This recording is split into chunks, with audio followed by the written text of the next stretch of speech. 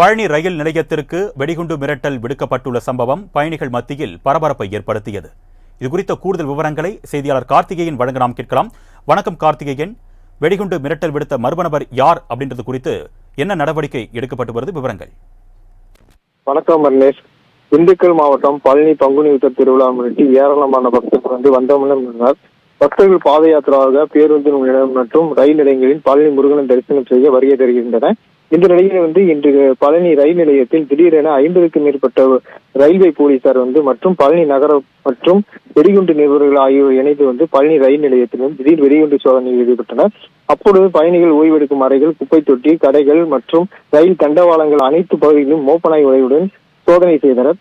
இச்சோதனையானது பழனி ரயில் நிலையத்தில் வெடிகுண்டு இருப்பதாக காவல் நிலையத்திற்கு மின்னஞ்சல் குறுஞ்செய்தி அனுப்புவதாக அதன் அடிப்படையில் இச்சோதனை நடைபெற்று வருவதாக சோதனையில் Dindigul railway inspector Thuyamani Vellaichamy, RPF inspector Sunil Kumar, Palani நகர ஆய்வாளர் மணிமாறன் மற்றும் வெடிகுண்டு நிறுவனங்கள் ஆகியோர் இணைந்து சோதனையில் ஈடுபட்டனர்.